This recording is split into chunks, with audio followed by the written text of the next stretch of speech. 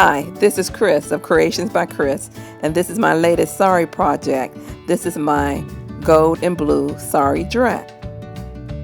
Okay, now I'm going to show you how I'm going to take this gold and blue Sari and I'm going to turn this into a dress. The blue fabric sitting on the Sari did not come with the Sari. I will be using the blue crepe back satin as a border for the hem of the Sari, and I hope you like it. Now as we go down to the bottom part of the Sari, which is actually the top part, notice the flowers are more of a bolder print, and this is the portion of the Sari that's normally thrown over the shoulder. Before I start cutting on the Sari, I have laid out some materials I will use to design the sleeves, and some of the other fabric I will use later in my creation of the Sari dress, and I'll describe these in more detail later. Okay, now this Sari here I really like because I like the deep color blue that's in it as well as the gold tones. It may look a little more on the yellow side when you're looking at it in the video, but it's really a nice deep gold color. And as you can see, the flower pattern runs throughout the portion of the Sari. It runs about 4.5 yards, the flower portion, but as you go back to the topper or the upper part of the Sari, you notice that the flower pattern is slightly different and it's a little bit more busier.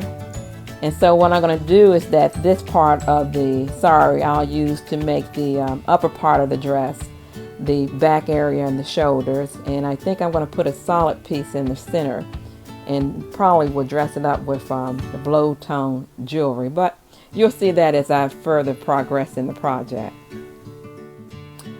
Okay, here I have a couple of trims that I'm thinking about using on the border of the lower part of the dress. This one is more of a deeper blue, and while this trim hem is more of a royal blue. But we'll try it and we'll see how it works out. Okay, originally I wanted to lay this design on the top part of the dress running up and down, but you notice that it has a little curve to it. So if I do run the fabric that way, it's going to look kind of crooked, the design on the front of the dress. So I really need to decide on another direction to run this design so that it will look even. And sometimes the first thing difficult for me is making the first cut on the fabric. But what I'm going to do is I'm going to cut this portion of it off, and then I'm going to set it aside. And then I'm going to play with it a little bit and see which way I can run this design where it looks doesn't look crooked on the top part of the dress. So I may have to run the design vertically and see what type of neckline that I can use for this. Okay, so now what I'm going to do first, I'm just going to cut this upper part of the design off, and I'm going to set it aside, and I'm going to look at some ways that I can kind of lay it out and see what type of top that I want to use this portion for. And this top portion of the Sari has a lot of design in it, so I want to take advantage of it. So I've completed the lower part of the dress. It's 120 inches wide. There's 3-inch pleats, an inch apart. And as you can see, the lower part of the dress where the border of blue flowers run, I also decided to finish the hem with this electric or royal blue color fabric as well. And I think it really makes this dress pop, and it brings out the color.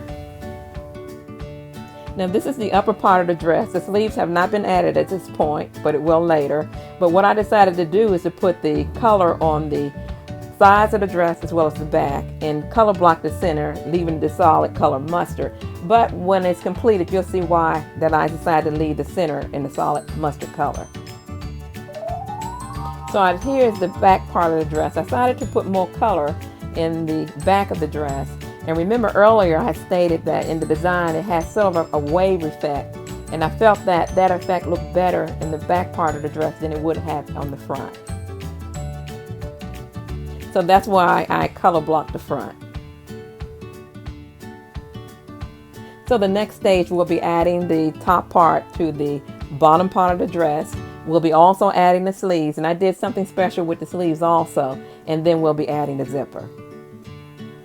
Okay, these are the pieces that I showed you earlier with the sari that I'll be making. Actually, it's the sari that I'll be making into a dress. And these are the sleeves that I'm going to be using for that. But here is the lace fabric that I have from another project left over that I'll be using. The ribbon, satin ribbon, and then there's also another ribbon that has a little silver trim on it that's on the far right side. Now these flowers I have purchased from Hobby Lobby, but they really wasn't quite the right color. So what I decided to do is that I had the sprayer bowl fabric dye, so I was able to spray them with the dye, and as a result get the perfect color that I needed to match the color flowers that's in the sari. And here you see the net mesh fabric that I used for the sleeve itself. And this is the sleeves that I'll be using, and all this has been hand sewn onto the sheer fabric along with the beadwork that's in the center of the flowers. So these are the sleeves that will be used for the dress I'll be making with this sari material. Okay, here is one of the completed sleeves that I'll be using for this dress. Okay, here's my completed gold and blue sari dress. Now let's take a closer look.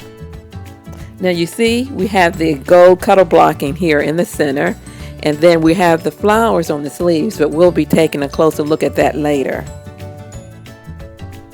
Okay, this floral applique is actually made in 4 parts, and the major pieces were purchased some time ago and used for another project, and these are actually just the leftovers. One portion of this was lace, navy blue lace fabric, and I cut the lace fabric up and made the leaf application, and then the beadwork was from another project that I had previously did, and then the satin string, along with the flowers which I had mentioned earlier that I purchased from Hobby Lobby, but the flowers were not quite the right color, so I used Dabo fabric